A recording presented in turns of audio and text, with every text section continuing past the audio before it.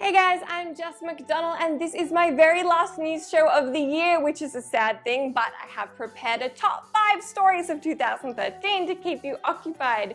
We've had devs weeping over naming Pokemon, men buying pieces of paper they thought were Xbox Ones, next gen, and a whole lot of awesome games. But what were some of the very top stories of 2013? Well, I'm here to give you my pick.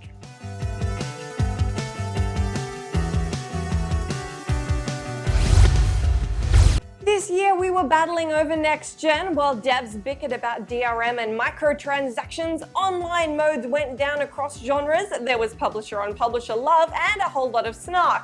Not all of which came from me. My first huge story of the year comes from Microsoft and embodies a whole mess of changes. That's right, it's the Xbox 180. Microsoft simultaneously impressed a lot of people and encouraged a whole lot of doubt earlier this year when, after they had revealed their extremely unpopular policies regarding the Xbox One, they basically went back on a whole lot of them. To summarize, and unless you've forgotten, the Xbox One was all set with mandatory connect, always on DRM, and a restrictive use game policy involving periodical check-ins. Thankfully, with a bit of common sense and a whole lot of gamer rage, then CEO Don Mattrick decided they'd be changing all that and brought us what would be known as the Great Xbox 180.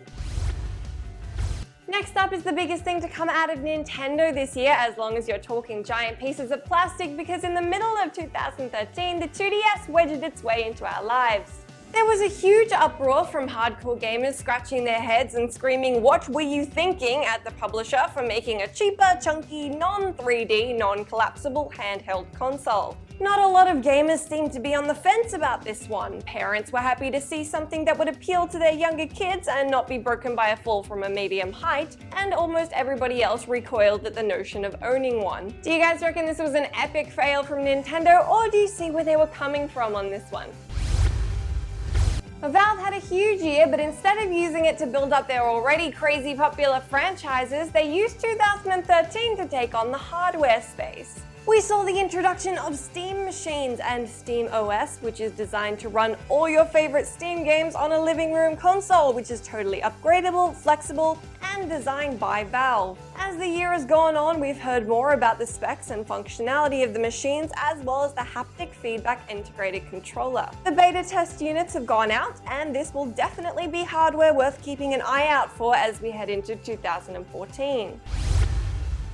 Oh boy, do we love to hate always online games, and we do hate them for a reason, as proved again this year by the mess that was the SimCity launch. Most of us who decided to pick up SimCity early on didn't so much get to play the city building part of the game as we did play the hang out in the lobby and pray it puts you through to the server this time game. Some of us, and by some of us I mean me, even started playing on the Antarctica server because it was the only place we could get in. SimCity suffered very early on from terrible review scores merely due to its online connection issues, regardless of how good the game was. Did it deserve it though? That one's your call.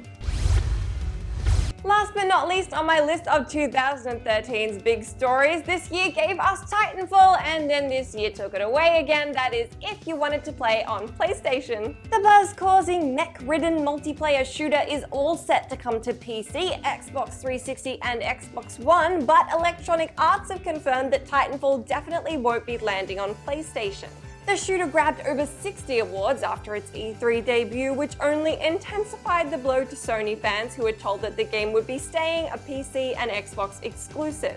Since the news, Respawn Entertainment have been working damage control, telling Sony fans that just because they're missing out on this particular Titanfall installment doesn't mean that later games will also be Xbox and PC exclusives. That's my roundup of the biggest stories that I saw from this year, but it is only 5 stories, so be sure to let me know if I missed anything.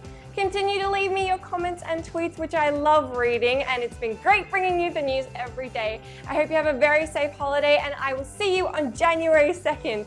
I'm Jess McDonald, and have a good one.